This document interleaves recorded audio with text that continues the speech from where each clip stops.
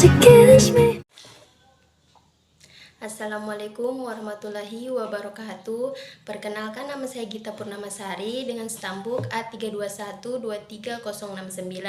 Di sini saya akan memaparkan hasil tugas saya untuk memenuhi tugas mata kuliah Teori dan Hukum Konstitusi. Langsung saja, di sini ada konstitusi di Indonesia. Jadi pengertian konstitusi itu, konstitusi adalah hukum dasar tertulis maupun tidak tertulis yang mengatur tentang bentuk negara, dasar negara, sistem pemerintahan, hubungan antar lembaga, serta hak dan kewajiban warga negara. Jadi konstitusi tertulis itu ada undang-undang dasar, piagam atau dokumen resmi. Sedangkan konstitusi tidak tertulis itu kebiasaan atau konvensi ketatanegaraan. Jadi sejarah singkat konstitusi di Indonesia itu ada Undang-Undang Dasar 1945, 18 Agustus 1945 sampai 27 Desember 1949.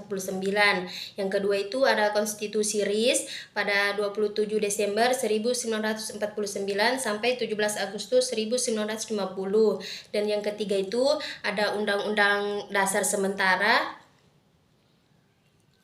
pada tahun 1950, 17 Agustus 1950 sampai 5 Juli 1915. Dan yang keempat itu Dekret Presiden pada 5 Juli 1959. Dan yang terakhir itu ada amandemen Undang-Undang Dasar 1945 yaitu 1999 sampai 2002. Selanjutnya itu ada bandingan konstitusi di Indonesia di negara lain. Saya ambil negara Indonesia dengan Cina.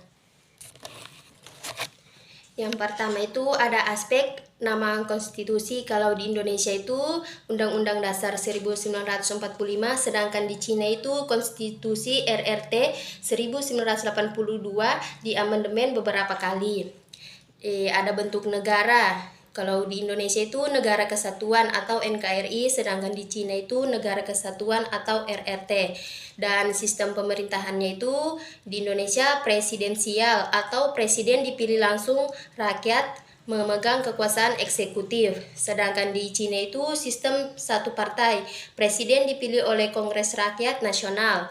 Ada ideologi. Kalau di Indonesia itu ideologinya Pancasila atau nasionalisme, kemanusiaan, demokrasi, dan keadilan sosial. Sedangkan di Cina itu ada sosialisme dengan karakteristik Tiongkok, dipimpin Partai Komunis. Ada kedaulatan. Kalau di Indonesia itu kedaulatan di tangan rakyat dilaksanakan menurut Undang-Undang Dasar. Sedangkan di Cina itu kedaulatan rakyat dijalankan melalui Kongres Rakyat Nasional. Ada hak warga. Di Indonesia menjamin hak asasi manusia, kebebasan beragama, dan berserikat berpendapat.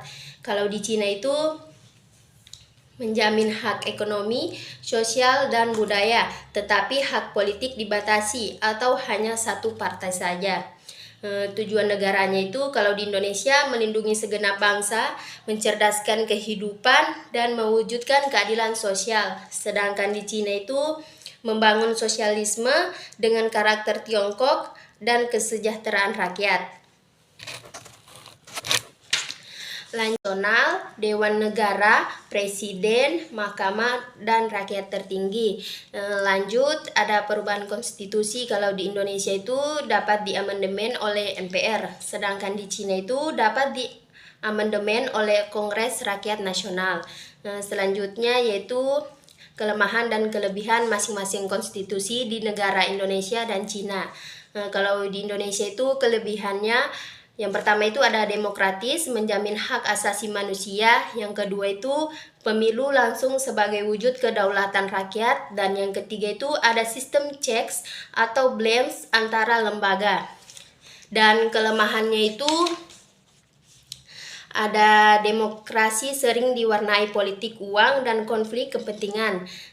Proses hukum sering lambat dan implementasi belum sepenuhnya sesuai cita-cita konstitusi.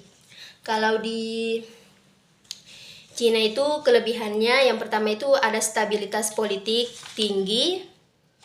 Yang kedua itu penggunaan ekonomi cepat dan terarah. Dan yang ketiga itu pemerintah kuat dalam mengambil keputusan. Kelemahannya itu yang pertama itu ada demokrasi dan kebebasan politik sangat terbatas. Yang kedua, tidak ada oposisi politik. Dan yang terakhir itu potensi penyalahgunaan kekuasaan besar. Sekian, terima kasih. Assalamualaikum warahmatullahi wabarakatuh.